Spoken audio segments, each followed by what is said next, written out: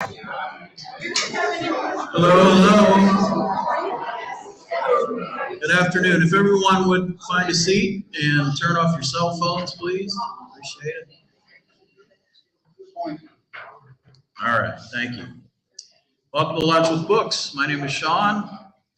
I'll be here very briefly. If you'd like to be on our email list, the box is over there. That box dates back to when I started here, by the way, and I don't have the heart to get a new modern box. This Thursday, we'll continue our yoga series. Betsy Sweeney will be here again.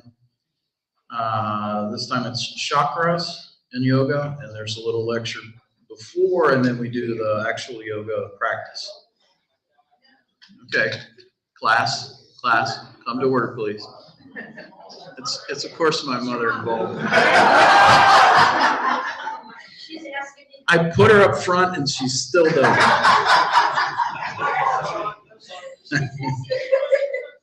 Okay. We're on the air. And next Tuesday, Pete Choclos will be back. His new book is about the 54th and 55th Massachusetts Infantry, so colored troops during the Civil War. The title of the book is All Became Heroes. And then on the 13th, we're going to do a non-alcoholic version of our pub crawl here with performances by Vince Marshall as James Wright and others. And it's a lot of fun. And there's no alcohol. Okay, did I make that clear? Okay, so for today's program, we're going to talk about the poetry, as you can see, the poetry of Tim Russell, and I'm going to bring out the real host for today, who is also the West Virginia Poet Laureate, our friend, Marc Harshman.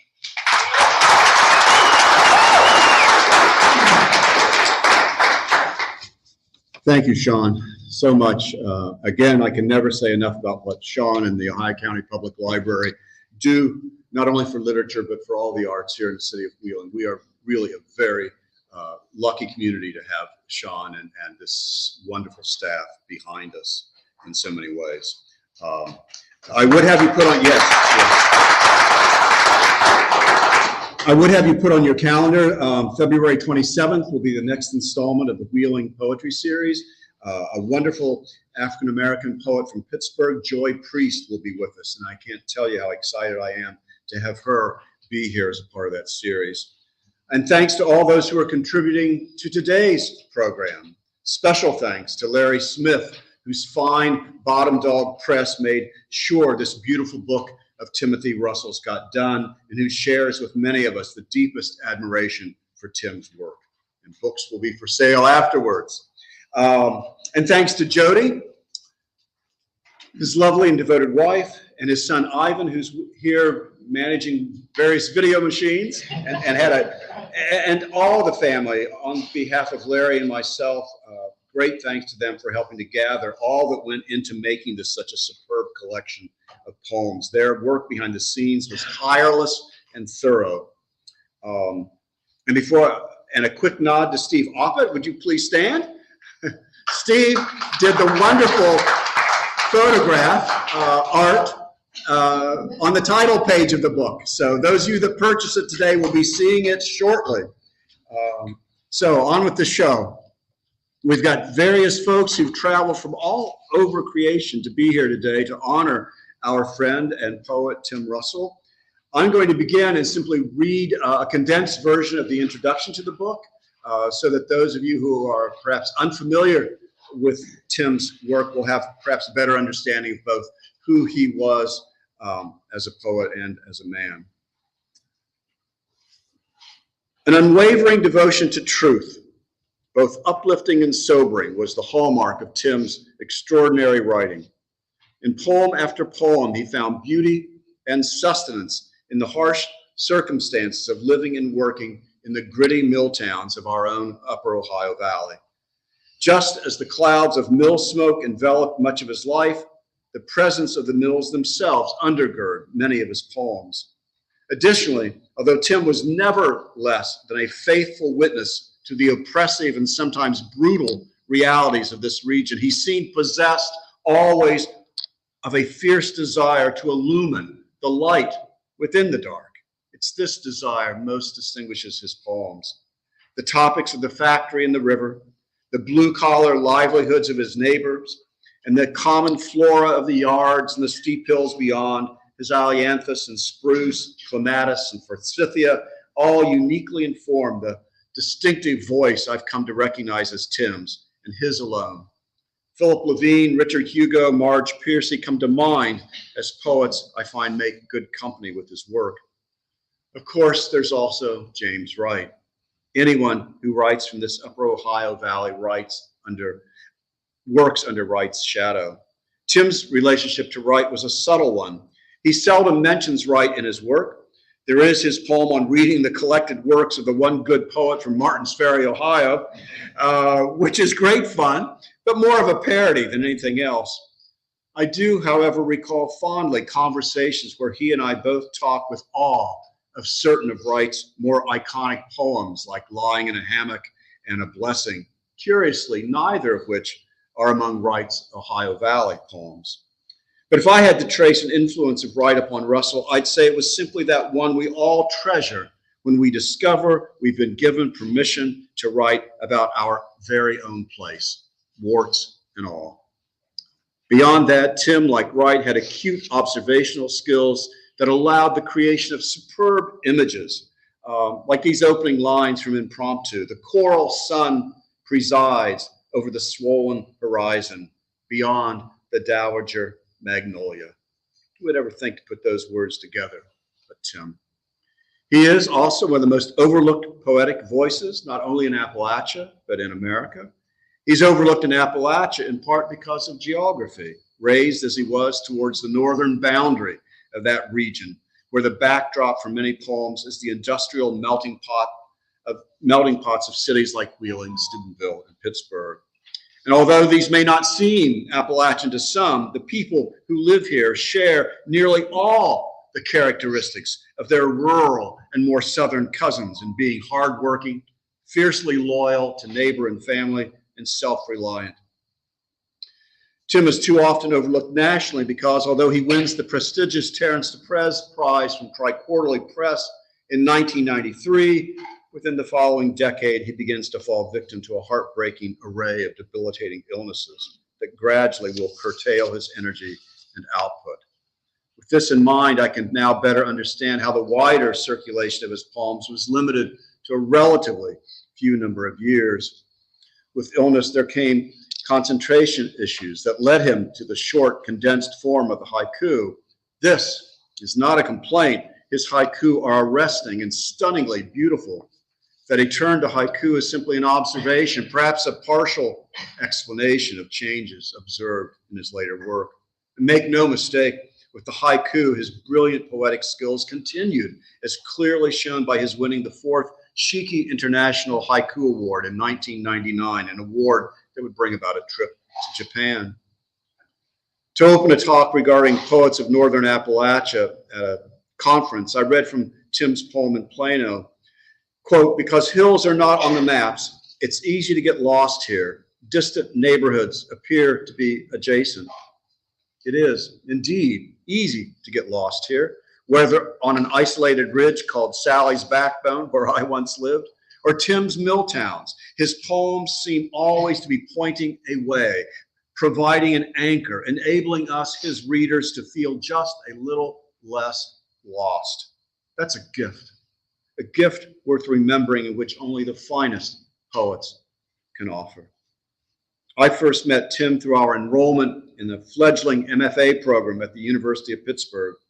Although 2 years behind me in the program, I immediately sensed in Tim a colleague who was more than a peer, wiser than most, including some of our professors. And I saw, too, soon that he was crafting poems not only with his mind, but with the true sweat of the heart, poems honed with an honesty that put most of the rest of our embarrassingly meager work to shame. He was a big man physically, and perhaps that somehow fed the size of his presence, which also seemed big. Tim spoke, I listened. I think we all did. Myself, I was so gun-shy of everyone in those days that I might never have claimed him as a friend, except that soon, thankfully, through some weird alignment of the stars, we became more than colleagues. We became friends. I learned how to catch that wry glint of his eye that told me some humorous anecdote was on its way. A mill worker for over 20 years, few poets capture, as I've already said, the experience of place and work as he does.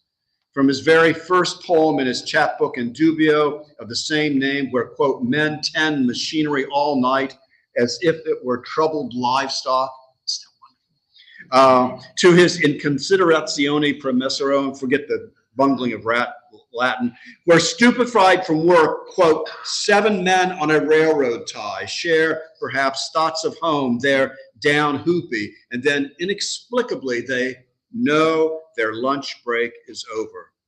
That no is a very knowing no, one lived from the inside out by a man who has sat on that same railroad tie, who knew what it meant to be dazed by work. That he was also such a remarkable poet is the wonder and larger gift. Personally, I always used to think first of the poems that deliver such attention as well as give such unflinching witness to what were his 20 plus years of work in the mill. I was startled then to find there were nearly as many poems concerning domestic matters, quite divorced from the world of work, poems of the everyday within which the beauty of so many kinds was marvelously voiced. Poem after poem I read that burst with an aesthetic charm and a restraint that took my breath away. His account of the turning of the monthly seasons in Adversa with its nuthatch skittering head first down the bare black walnut, to his putting on of a white shirt in the poem in Integrum to celebrate my neighbor's glaring roof with its nest of black branches above it, remind me how hyper-attentive Tim was to the minutiae of every moment and thing of life surrounding him. The precision of detail that occurred in so many of his poems is always there, and yet he never gives the mystery away easily, but rather forces the reader to read beyond the poem, to reach beyond any quick conclusion. No less than Gary Snyder said regarding Tim's early work, there is discipline, spirit, no easy optimism, sensibility, heart in these poems. The spirit of Whitman is also very much at work in these poems. Tim's kinship with Whitman makes him a storyteller, telling the stories of family, neighbors, co-workers, telling, if you will, even of the erotic moments within the round of familial life, as in Bono et Malo, where, quote, she lowers the straps of her orange nightgown and smiles wickedly. I sometimes think it's as if Tim takes Williams' Red Wheelbarrow and shows with storied detail how so much really does depend upon even the strap of an orange nightgown. There are other poems that will again depend upon place, but it's place seen from the inside first.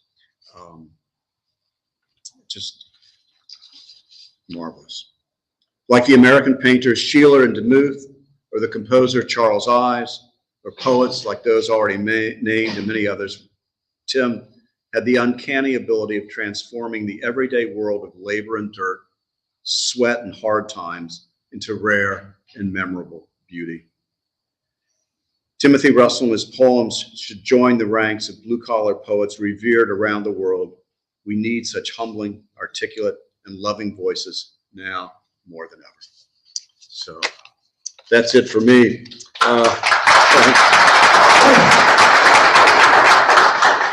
It's my pleasure to introduce a series of fine poets coming up next, and I want to begin with Val Nieman, who is the author of many, many books, including In the Lonely Backwater, just published, and which won the Sir Walter Raleigh Award, 4 earlier novels, 3 books of poetry, including Leopard Lady, A Life in Verse. She's a graduate of WVU and Queen's University of Charlotte. She's held state and NEA fellowships. Tim was her poetry mentor from their very first meeting at the West Virginia Writers Conference in the early 1980s. My pleasure to introduce Val Nieman.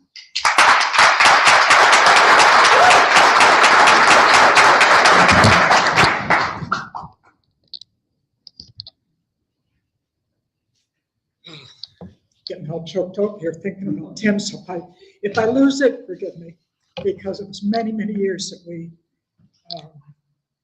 we're friends and that work together. So I'm going to read actually from Adversaria, which was his prize-winning book, and it's a magnificent book. So these poems are included, of course, in the book that we have here. In embryo. It's a good thing cats don't lay eggs. It's the epigraph.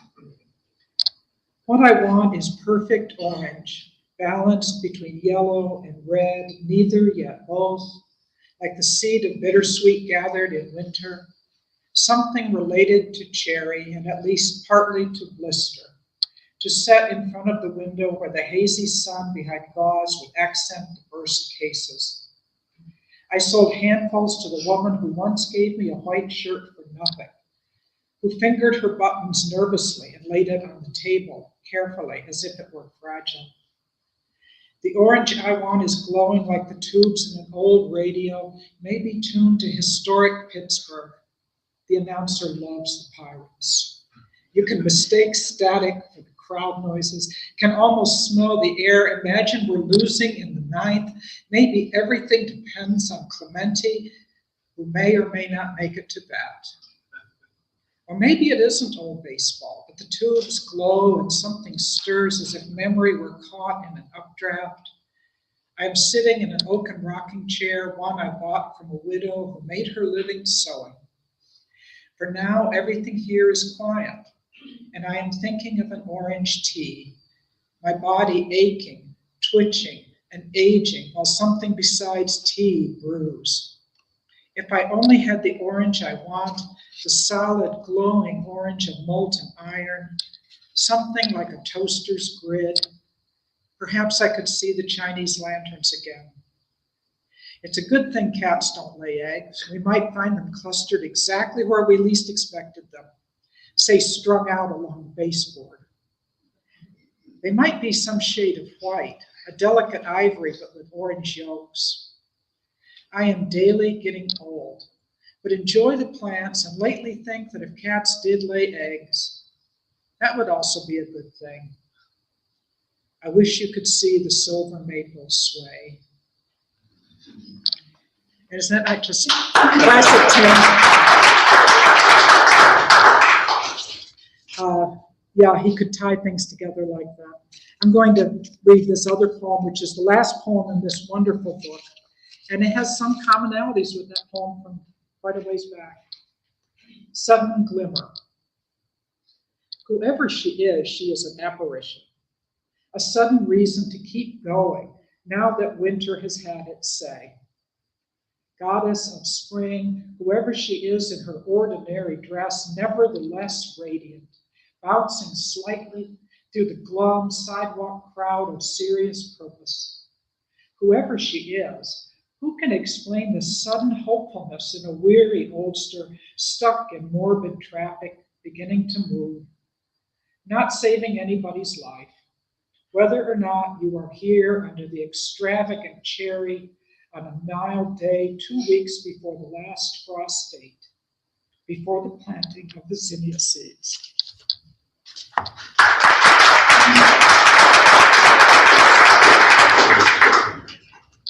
Thank you, Val. Those were wonderful choices, by the way. I'd like to next bring to the mic Kevin Rippin. Kevin and I go back a long ways to that English department at Pitt, don't we, Kevin? Yes, we do. Kevin lives in Greensboro, North Carolina. His poetry book, Amber Drive, was published by Main Street Rag in 2018. It's a marvelous volume. His recent poems have appeared in Appalachian Edge, Pine Mountain Sand and Gravel, Poems from the Heron, Clan 7, and Liar. Kevin recently retired from North Carolina A&T University, where he taught creative writing, composition, screenwriting, and British literature. Please welcome Kevin Rippin.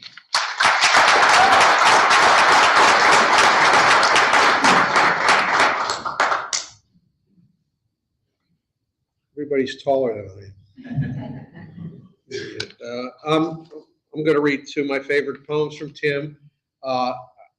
As I read the first one, in absentia, I want you to listen closely to the second stanza and how Tim, content is one thing, but he's got this form that builds on a sentence and turns it into something else. And he does it all the time, but he does it most clearly here.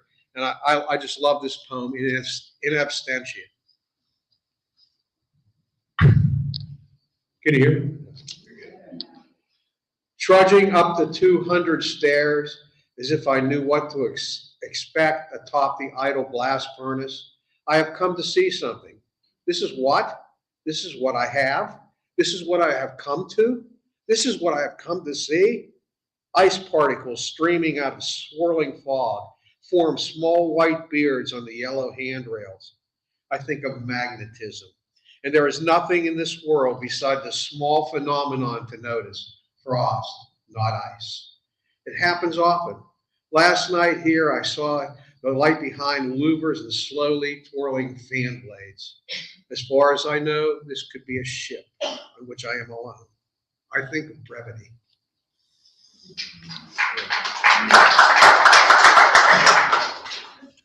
This is a poem for Tim's father, and when he read it, I thought, oh my God, he manages to capture what it's like to be the child of an aging parent. So it's called In Equio Animo. And like Tim refused to change the Latin titles on the book, and he fought with the book publisher, who was adamant, we need to make these. No, he said never. And he has a long history of talking about this, and I thought it was brave of him, because who's going to read a Latin title in 2024? But still, if I break down, I'm sorry, I've already broken down like 4 times. But I will. Later, when it's over, when you are waiting for the light to change at the Market Street Bridge, although it defies reason to wait at 2 in the morning on this deserted stretch, after your sleep has been interrupted by the telephone and you have answered your mother's summons and driven through snow to your childhood home, after you have crept down squeaking stairs into the gray cellar you still think of as yours, and showed your own father how to relight the pilot light to his own furnace, and you have to come back up and had coffee while you waited with your mother for the house to warm up. Later, when either way you are halfway home and the red traffic light in the middle of nowhere vanishes and the green suddenly appears, you calmly understand this was a dry run.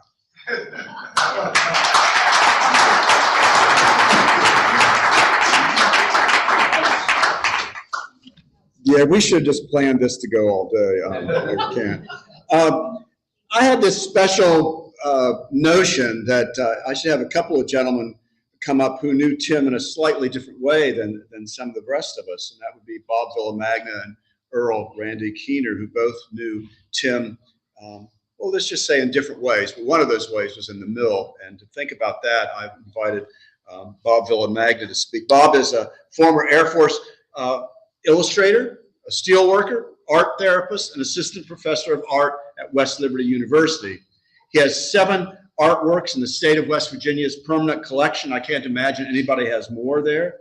And he was named the West Virginia Artist of the Year in 2016. Bob and his wife, Chris, have resided in Wheeling for 28 years. And Bob is simply one of the finest artists I know, period. So, Bob Villamagna.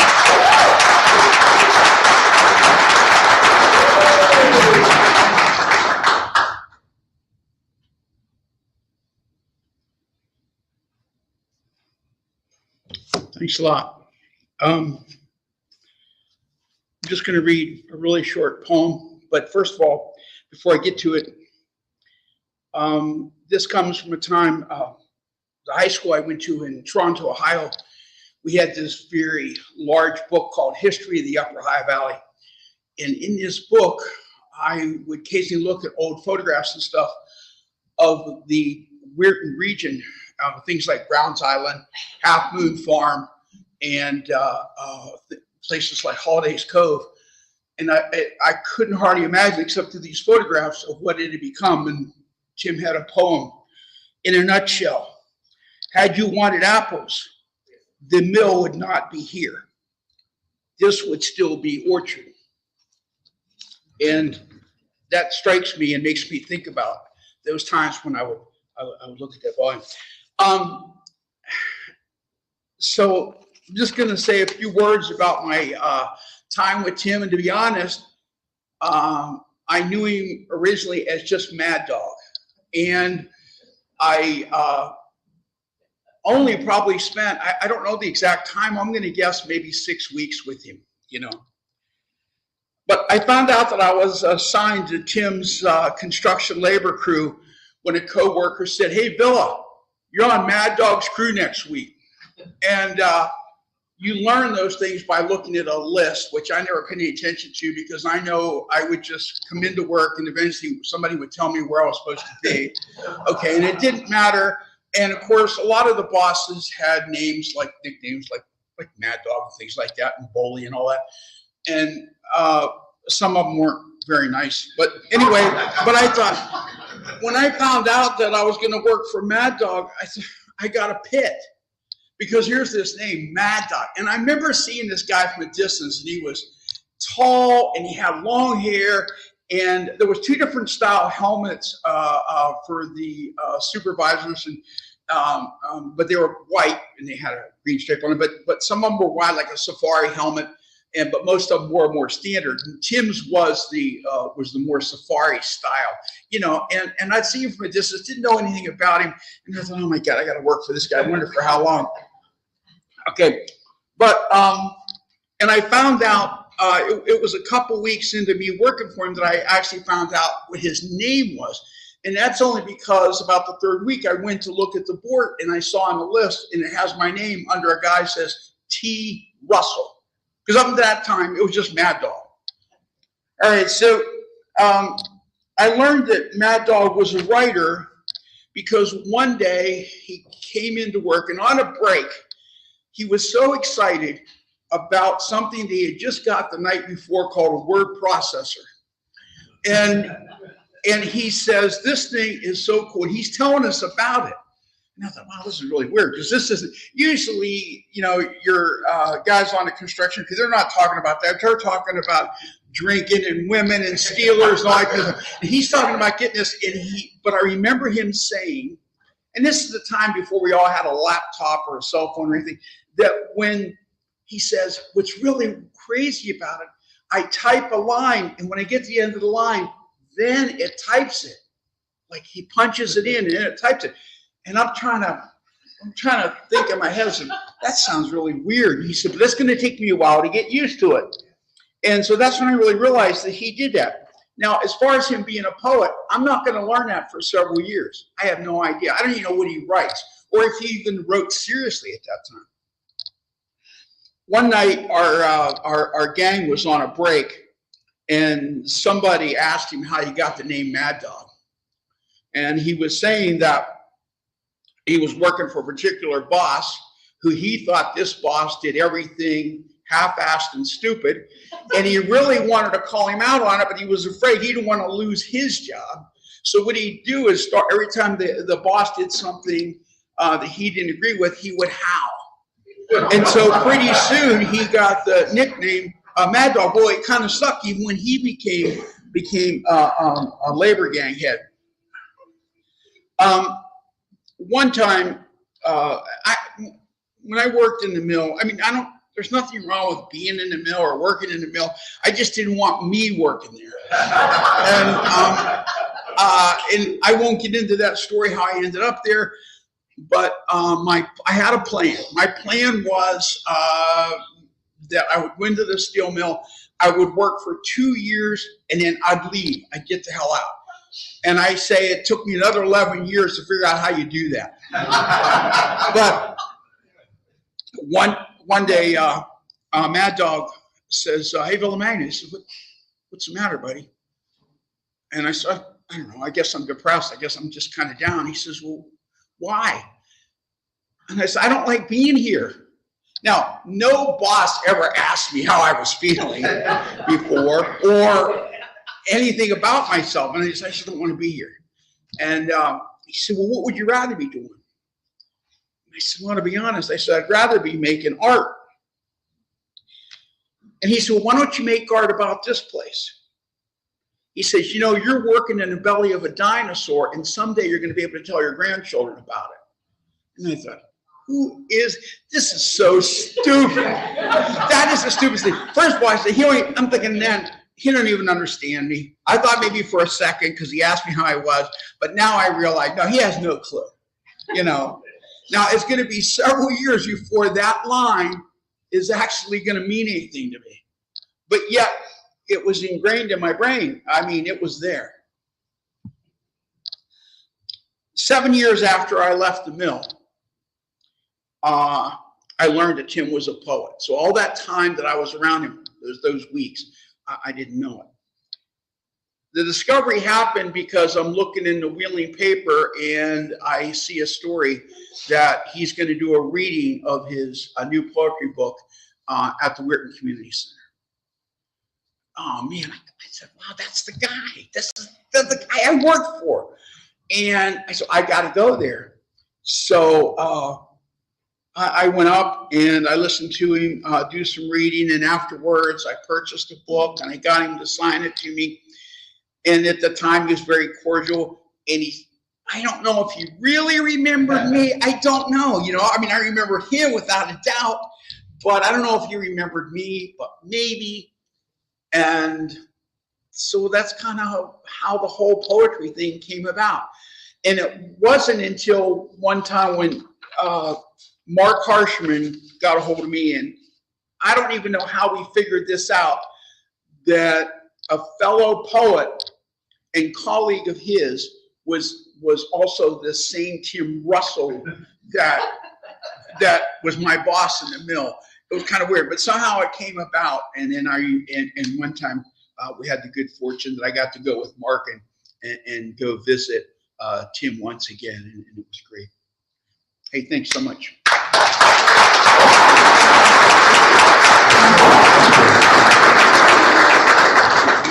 Weren't those great stories? Yes, yes, yes. Earl Randy Keener is a retired, I love this word, a retired Gandy dancer, which means he worked on the track gang in the mill, if I understand it right, from Weirton Steel.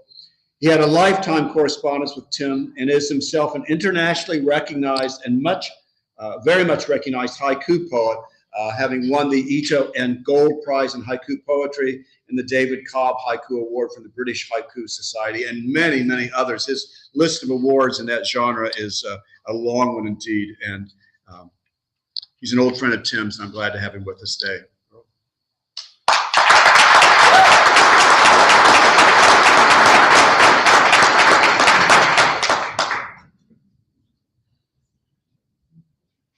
I'm a little more feral than everyone else. And when I say feral, I don't mean wolf. I mean like hedgehog or rabbit. If you just glance at page 186, there's a quote that I had said to Tim. I cannot believe my life has happened. Things do not change. I'm going to try to read this quickly. It's difficult to make sense of a nearly 40-year relationship in 5 minutes. I'm in what I guess I would call a Rip Van Winkle condition of waking up a long ways down the road and wondering how I arrived in this familiar but very altered place. Like a demented Odysseus, I cannot believe my life has happened. It's a condition of remembering and forgetting and knowing the whole puzzle's there, here. The whole of my time, the whole of my relationship with Tim is in here. It's a complicated jigsaw puzzle. And in this moment, I feel the necessity of giving that jigsaw puzzle, that 40-year jigsaw puzzle, a 5-minute unity. Come on, fingers work. When I met Tim, he was already an accomplished poet, light years beyond my own imagining. I had made the mistake of thinking that I was a great poet too. I had no schooling in the genre at all. My ideas about poetry were rooted in the 19th century. I don't know what Tim saw in me, I think I was you saw me as a tabula rasa dipped in mercury. I was a magic mirror, you know, and I listened. Sometimes, like an oracle, a half-assed oracle, I might respond. But there was instant rapport, and we ended up pitching poems back and forth for nearly 4 decades. First by mail, and then by the internet.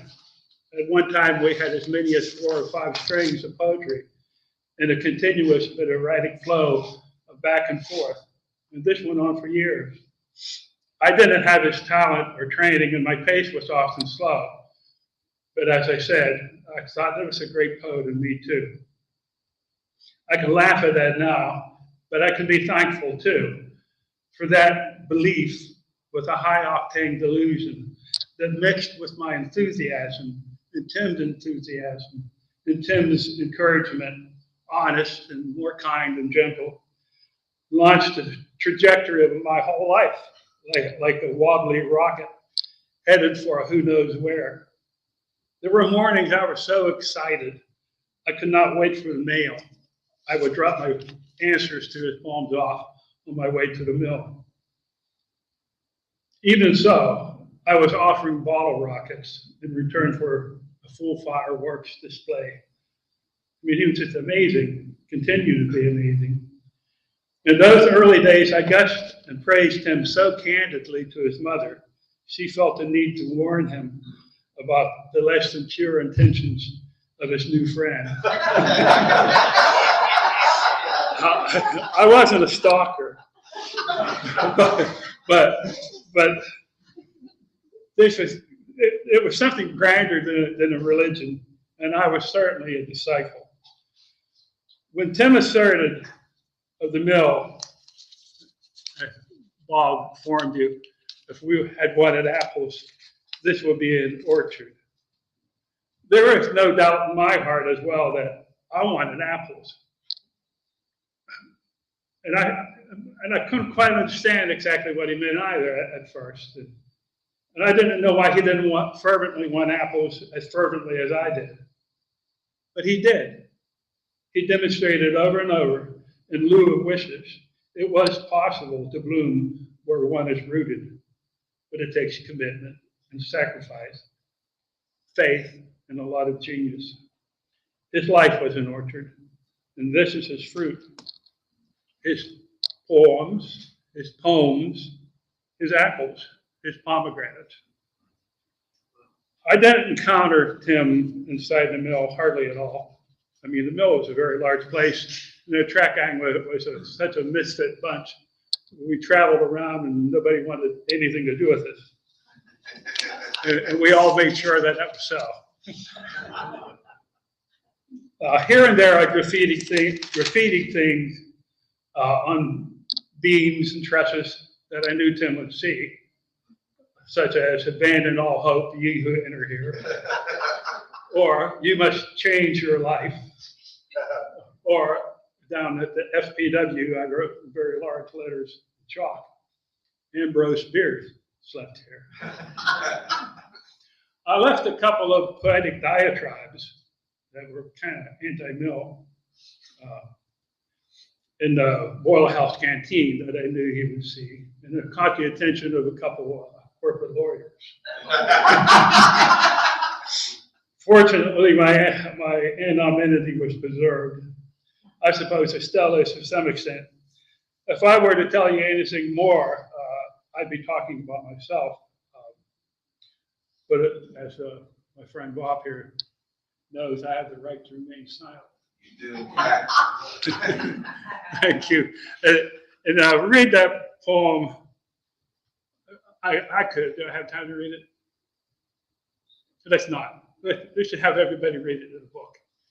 186, page 186.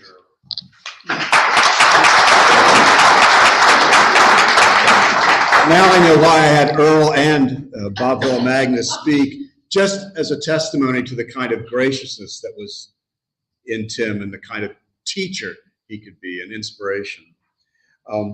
I'd like to welcome next up to read another old friend of Tim's, Nancy Koerbel. She teaches writing at the University of Pittsburgh. Most recently, her poems have appeared in One and in Redactions. And Nancy, I'm so happy to have you with us. Please.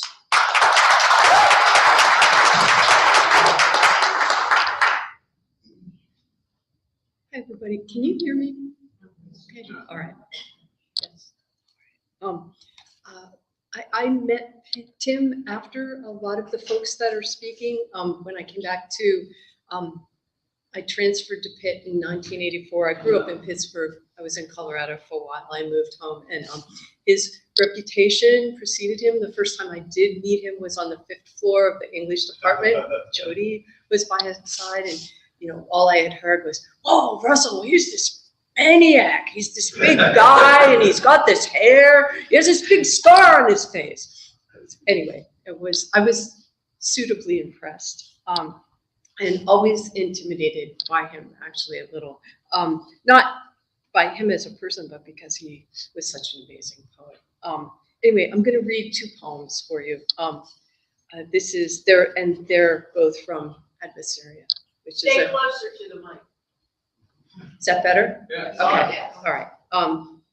Anyway, which is a book that I never really have far from my reach. In agrary somnia. This heat makes it almost impossible to sleep, but easy to say the blast furnaces north of town make me think saguaro. Sometimes I think I'd rather live in some more temperate zone amid less brutal scenery, where people are familiar with public fountains, say, or jazz at noon saturating the plaza, small round leaves quivering in the ornamental trees. But I know this is weakness. It is this life that makes any other life possible. Blast furnaces actually resemble the great muscles they are. Huge pipes curving around them, like vena cava, like aorta.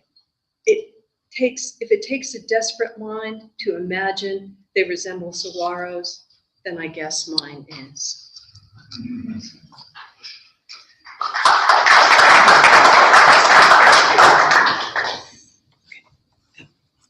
This is in gross. This could happen anywhere.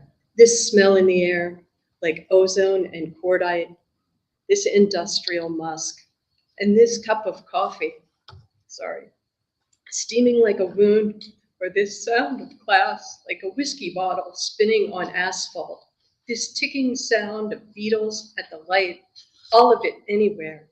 But this woman sitting on this green glider with paint flaking off, this woman about to speak, this woman only here. Thanks.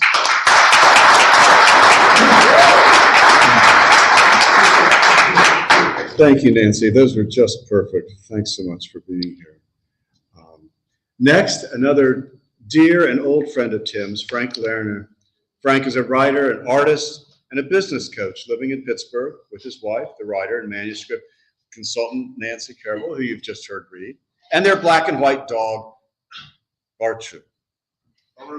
Baru. I think we're going to have Tim howling here in a minute if we go this route. Frank met Tim at the University of Pittsburgh and liked Tim with the Ohio and the Ohio River. The hills of Pittsburgh and the rivers serve as muses for him as well. So please welcome Frank Lehner.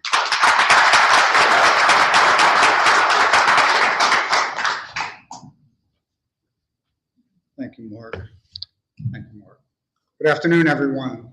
It's a pleasure to be here. When Jodi called me and Nance and asked, can you help wrangle some of Tim's papers? Wrangle they did need. Something that was in the box and she gave me was something that sat on his desk that I thought you might like to see or touch, was this Buddha that was on his desk. And we excavated the dust that was on it, did a core sample, and so we could have a paleontology history of it. But I'm going to set this here, so if anybody wants to touch this or however you like, and speak to Tim or give him a prayer, I'm sure he would have something to say about it. And in the vein of storytelling, I was asked to honored to write an elegy for a memorial service for Tim at the Allegheny Cemetery. And I thought I would like to read that to you. And we'll see that there's a theme here going from the table back here. And anyway, just elegy. I knew Tim as a writer. We go back to the 80s within the amazing writing scene at the University of Pittsburgh, where he shone most frighteningly bright. I knew Tim as a writer, but he was not just any other writer. Tim is, without doubt, one of the finest American writers. I knew Tim, as most of you did, as a magnet, as a force. Tim was compelling. He lured people in. He could see and smell and taste the need needing scratched. And through his influence, his attention, and his subtle and not so subtle demeanor and direction, he stabilized or flung our orbits anew. We fell in love with him. Tim was and remains a bodhisattva, a kanji, a teacher, a man of wisdom. His brilliance shaped seekers from every walk of life and every part of the globe. Each of us who knew him is better for and from his touch. Tim was a husband, a father, a grandfather. Tim created and was the mystic within Timhenge, a hoop of stone and flora, conjuring a world of spirit, beauty, and abundance to a particular mad corner of Toronto, Ohio, where the birds shared their names with all comers. Tim was a veteran. Tim was a steel worker. Tim was made of the USA. Tim was of the earth. His roots found their way into our lives and souls and hearts. I love Timothy Russell. You love Timothy Russell. In one of his early poems, in a nutshell, reads, had he wanted apples, the mills would not be here, there would be an orchard. Tim tore and shorn the metal and girding, clawed and mauled the cruelty of America, and in return gave us apples. Tim bequeathed us an orchard, bounty for us to tend, bounty through which to thrive and feed ourselves. We were lucky to know Timothy Russell. Hail Timothy William Russell. Peace be with you. The river is forever yours. Thank you.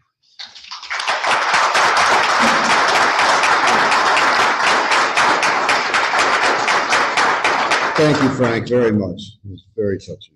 Thank you. And before I invite Jodi to come up and help us finish today, I'd like to have a friend that goes back a long ways with Tim, Bob Gaudio. Many of you know Bob as one of our longtime criminal defense attorneys here in Ohio County. He's also prone, as he puts it, to perform music and act in community theater. He's been a friend of Jodi's for a long time and Tim for even longer. Bob lives with his wife, Claire McDonald, his offspring, David McDonald Gaudio, and Christopher the cat in rural Philadelphia. Please welcome Bob Gaudio.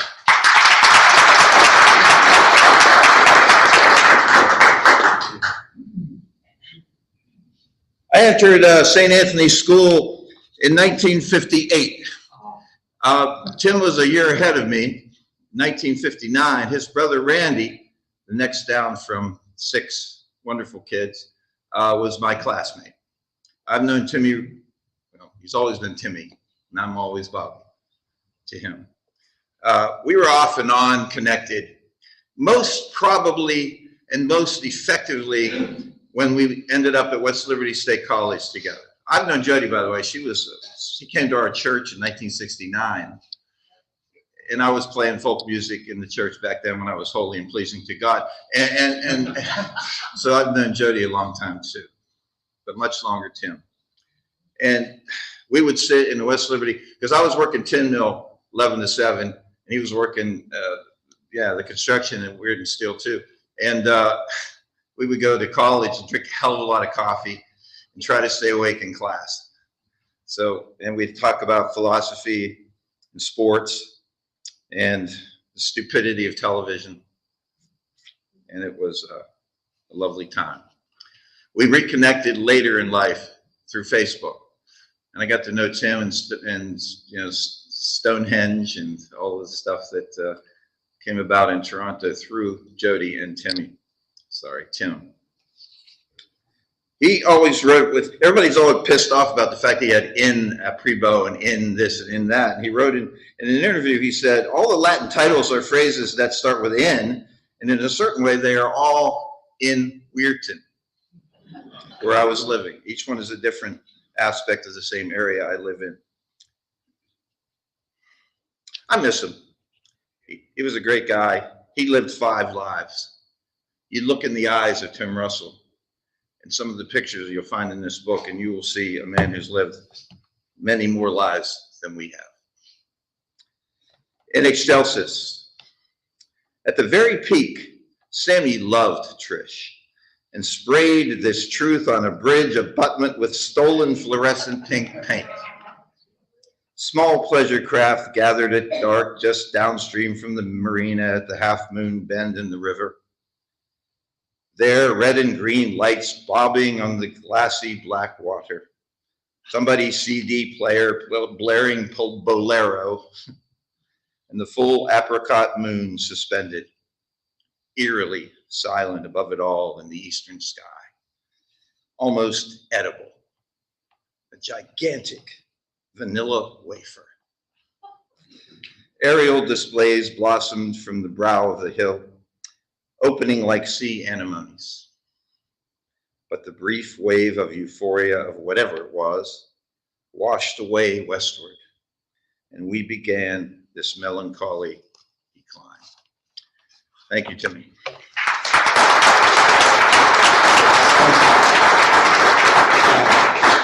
Just right, Bob. Thank you so much. Jodi, come on up, please. Jodi, I don't have a bio for you. We all, It's in here. we just all love you and Tim. So, Thank you. yes, it's yours. Well, anyway, I'm not going to read. I'm going to explain some of the things in the book.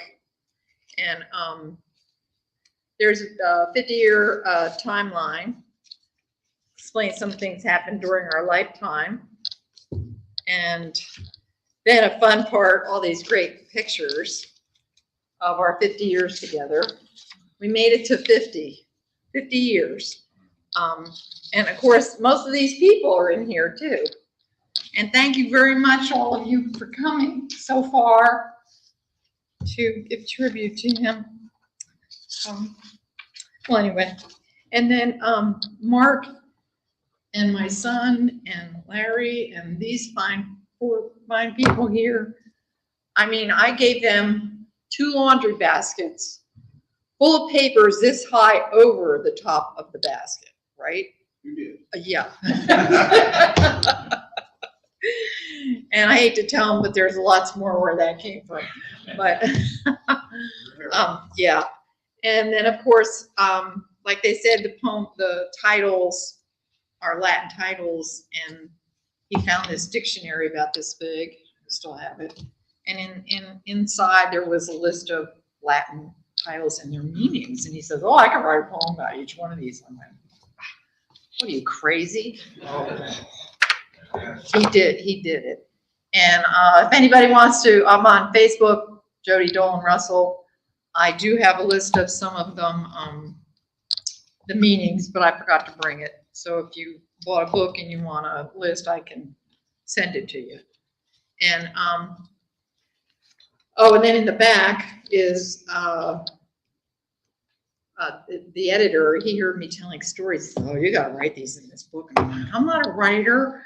But so there's a few fun things in the back of the book also about our lives and the times. And his haiku, it is great. And I wanted to talk about the last haiku he ever wrote. He had a little dog. We had a little dog named Cinnamon. And she was by him for the 7.5 years, just his companion at the desk, on the couch, outside. I mean, she was there. And he had lots of trouble with thinking and writing and, whatever. And he kind of stopped even writing haiku. And I was always upset. And we're in chemo, waiting for him to go into chemo. And he said, well, I started a haiku. And I went, you did? And I go, yeah. He says, I can't think of the first line. I said, oh, geez, okay. And he tells me the last two, and I'm like, well, I can't think of anything either. And, well, anyway, so that went in the back of my mind. So 2 days before he died, it's 1:30 in the morning, and all of a sudden he sits up, he goes, snoozles. And I go, what? I said, are you hallucinating again, or what? And he says, snoozles. And I said, oh, the first line of the haiku. And he goes, uh-huh. Laid back, and he goes to sleep, and I'm awake till morning. Snoozles, you know. And so the next morning, my daughter was there helping me with him. She was a nurse practitioner. And so he always wanted to go into his office, and we're dragging the oxygen and, you know, getting him situated. And as soon as he got in there, he usually fell down and went to sleep. And Violet goes, Dad, why do you want to come into your office? And he said, you'll never know when a haiku might hit you. And I went, oh, and I went and got a paper and pencil, and I said, yeah, he wrote one here. And he told her, and it's snoozles, the little dog knows I'm toast. That was the last thing she ever wrote. But anyway, thank you all for coming.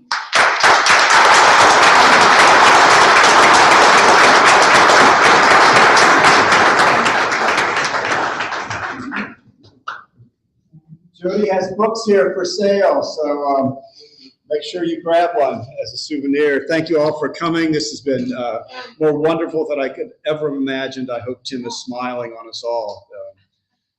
Such a wonderful friend and poet. I have a memorial card. He was an altar boy, believe it or not. Then he became, you know, anti-whatever. And so the funeral homes always have those, you know, Mary Jesus, Joseph, and all that. So I don't want anything like that ever. So I asked the funeral home, can I make one up? So it has a poem he wrote, and then Tim Hinge in all its glory, and then some 3 haiku he wrote. So if you want one, you can come and get one. Better grab one, I say. Yeah. And then I have a few left, but he made these haiku cards.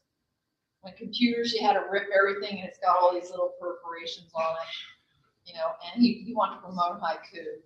So he found pictures on the internet and wrote a haiku. So I still have a few of these left. So if you buy a book, you can have one.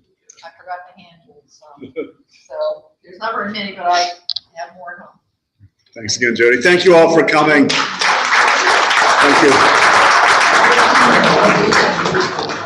I have hardback, and I have a few